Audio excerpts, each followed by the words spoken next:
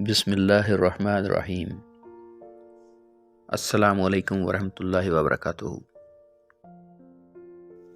یہ واقعہ ایک ایسے بادشاہ کا ہے جو عدل و انصاف سے اپنے ملک کا نظام چلا رہا تھا۔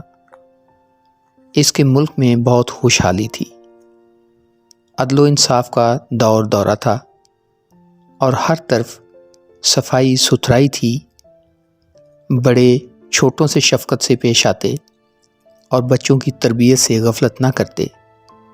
اسی طرح بچے بھی بڑوں اور بوڑھوں کے احترام میں کوئی کسر نہ چھوڑتے۔ ایسا بہترین ماحول تھا کہ ہر مذہب اور ملت کے لوگ ایک دوسرے کے ساتھ مل جل کر رہتے۔ ایثار، قربانی اور وفا ان کا شعار تھا،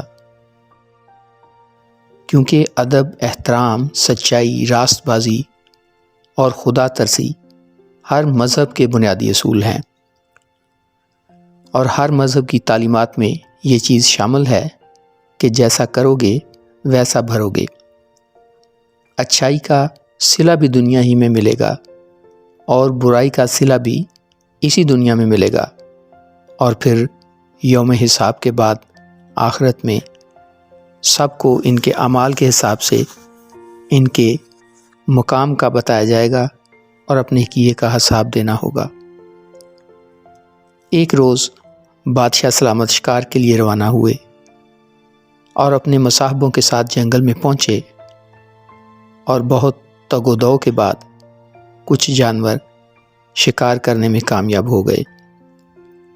خدمتگاروں نے بادشاہ کی تواضع کے لیے گوشت پکانے کی تیاری شروع کی تو معلوم ہوا کہ نمک ساتھ نہیں لایا جا سکا۔ بادشاہ کو صورتحال کا علم ہوا تو اس نے حکم دیا کہ قریب کسی آبادی سے نمک لایا جائے اور اس کی پوری قیمت ادا کی جائے۔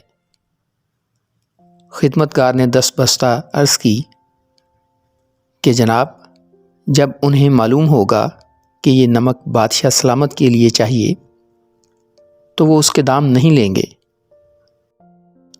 بادشاہ نے کہا کہ اسی لیے تو تمہیں کہا ہے کہ نمک کی پوری قیمت ادا کر کے لانا، کہ ظلم کی ابتدا چھوٹی چھوٹی ناانصافیوں سے ہی ہوتی ہے جو بڑھتی بڑھتی ملک اور قوم کو کھوکھلا کر دیتی ہیں۔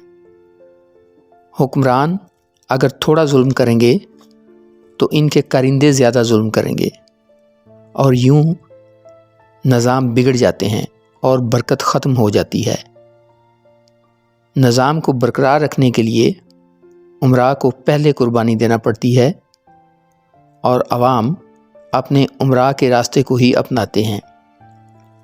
راستہ صحیح ہو تو قوم عظیم بنتی ہے، اور اگر خود غرضی، لالچ، حرص، طمع ہو اور انصاف نہ ہو تو بنی بنائی قوم بے ہنگم جانوروں کے ریوڑ کا روپ دھار لیتی ہے اور تباہی اس کا مقدر بن جاتی ہے۔